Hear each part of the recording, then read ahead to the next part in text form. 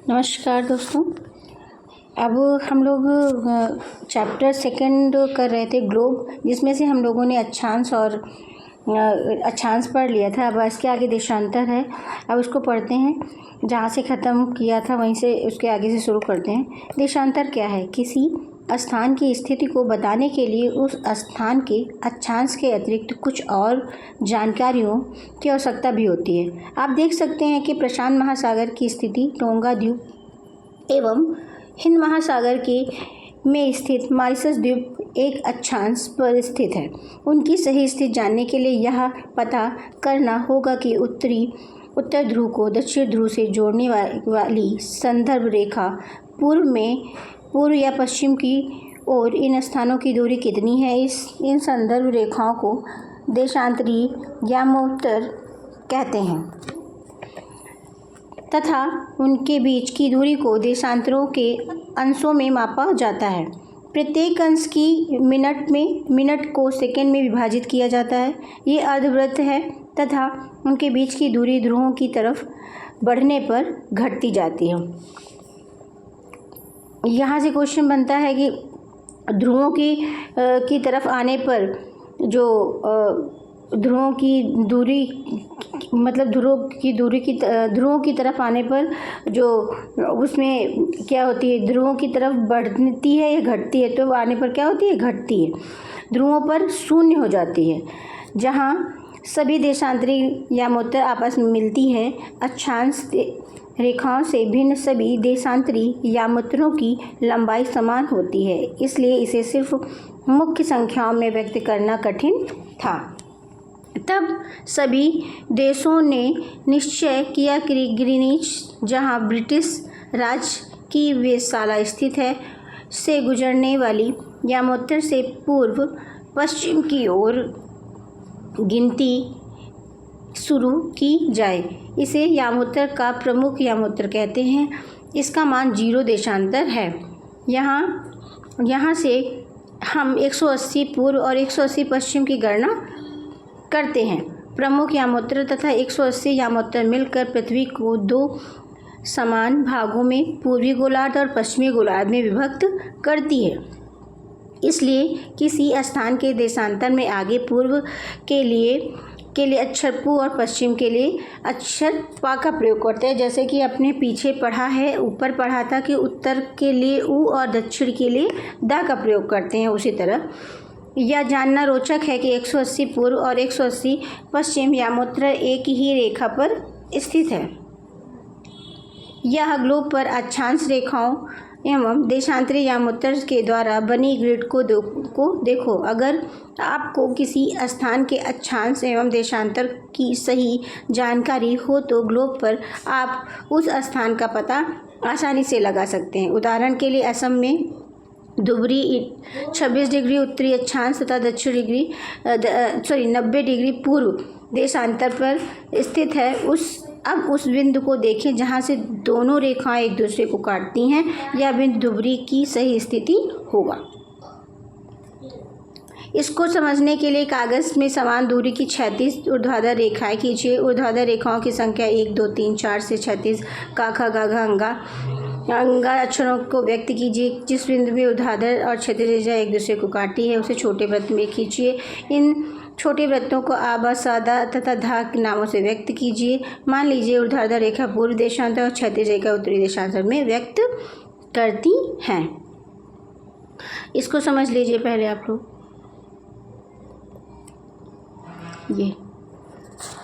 ये जो बना हुआ है ग्लोब, ये देखिए, ये मुख्य जो यामोत्तर रेखा है 0 डिग्री है। कितनी है? 0 डिग्री। और देखिए ध्रुवों पर जब हम इधर की तरफ जाते हैं, बढ़ती है तो ध्रुवों की दूरी होती है, घट जाती है। इसके देखिए स्पेस, जो यहाँ के स्पेस देखिए कम हो गए हैं, यहाँ के स्पेस कम होते चले जाते हैं जब हम उत्तर की तरफ जाते हैं। तो फिर उसके बाद देख लेते हैं कि कितना है। तो ये जो डिवाइडेशन है, पूर्व को 180 और पश्चिम को 180 मतलब ऐसे डिवाइड करती है। ऐसे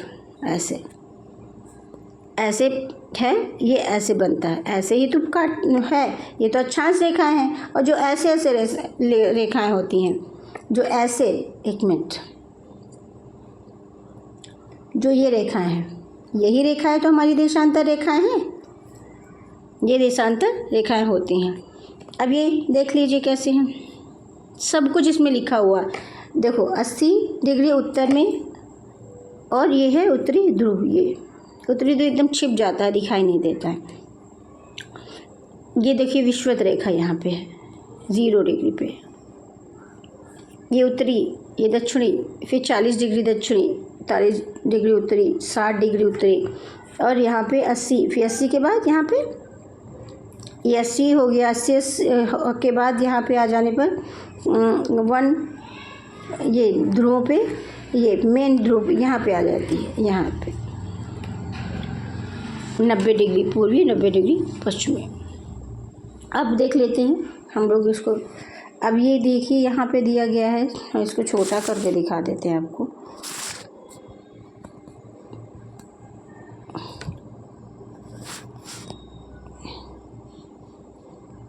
ये इसमें सब कुछ दिया है। अटलांटिक महासागर, देखिए प्रशांत महासागर है, प्रशांत महासागर, अटलांटिक महासागर है।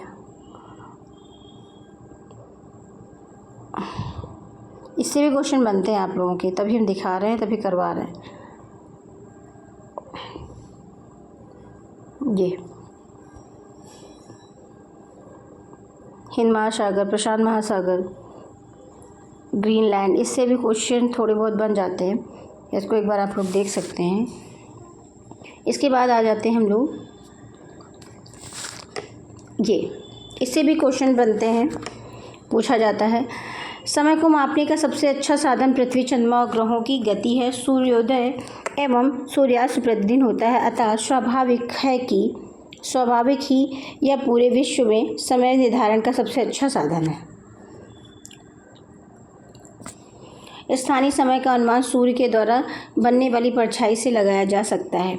दोपहर में सबसे छोटी और सूर्योदय तथा सूर्यास्त के समय सबसे लंबी होती है।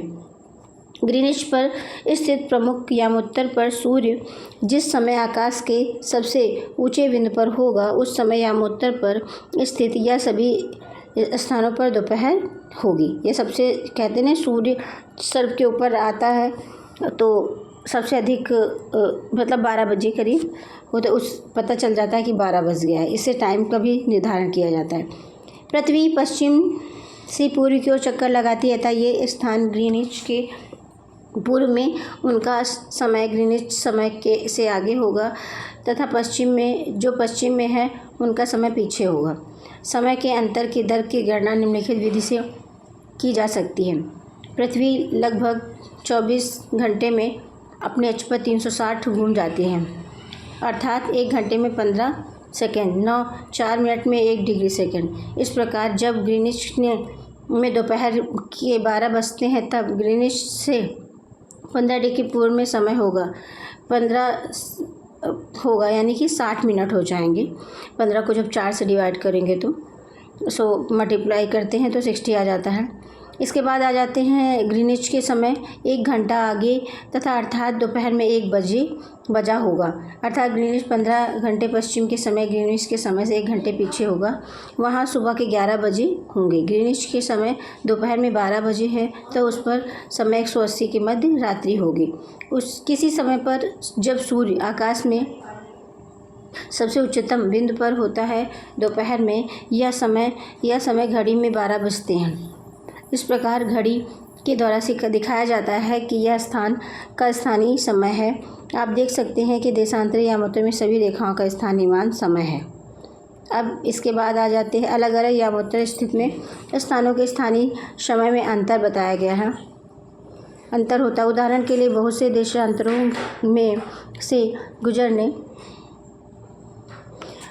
देशांतर से गुजरने वाली रेलगाड़ियों के लिए समय सारणी तैयार करना होगा। भारत में गुजरात के द्वारिका तथा असम के डिब्रूगढ़ में स्थानीय समय में लगभग 1 घंटा 45 मिनट का अंतर होगा। इसलिए यह आवश्यक है कि देश के मध्य भाग से होकर गुजरने वाली किसी यामोत्तर के स्थानीय समय को देश का मानक समय माना जाए।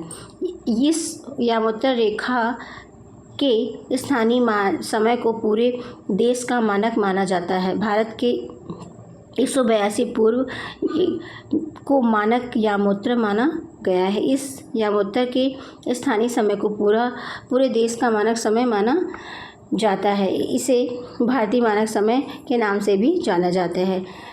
कबीर भोपाल के निकट एक छोटे से नगर में रहता है। वह अपने मित्र आलोक से कहता है कि वे लोग आज रात्रि को में नहीं सो पाएंगे। भारत और इंग्लैंड के बीच में क्रिकेट लंदन में 2 बजे शुरू होगा, अर्थात भारत के समय अनुसार वहाँ 7:30 बज रहे होंगे। देर रात्रि तक समाप्त होगा। अतः आप कह सकते हैं भारत और इंग्लैंड के बीच में क्या अंतर है। कितना अंतर हो गया? लगभग कितने घंटे का अंतर हो गया? 5.5 घंटे का अंतर। भारत ग्रीनविच के पूर्व 82 पूर्व में स्थित यहाँ का समय ग्रीनविच समय से 5.5 घंटे आगे, इसलिए जब लंदन में 2 बजे होंगे तो हमारे यहाँ भारत में 7:30 बजते हैं। कुछ देशों का देशांतरी विस्तार अधिक होता है, जिसके कारण वहाँ एक से अधिक मानक समय अपनाए गए हैं। उदाहरण के लिए रूस में 11 मानक समयों को अपनाया गया है। पृथ्वी को एक छोटे घंटे वाले 24 समय क्षेत्रों में बांटा गया। इस प्रकार प्रत्येक समय क्षेत्र में 15 डिग्री देशांतर तक के क्षेत्र को घेरता है। हम लोग यहीं तक पढ़ते हैं। ये चैप्टर भी हम लोगों का फिनिश हो गया। कल हम चैप्टर 3 पढ़ेंगे यानी कि। और चलिए आप लोग तैयार करते रहिए, सीटेट की प्रिपरेशन शुरू कर दीजिए, आराम से पढ़ते रहिए, कोई दिक्कत नहीं, निकल जाएगा। चलिए ठीक है, हम इस समय इस वीडियो को समाप्त करते हैं। अच्छा लगे तो लाइक शेयर सब्सक्राइब कर दीजिएगा। Thank you.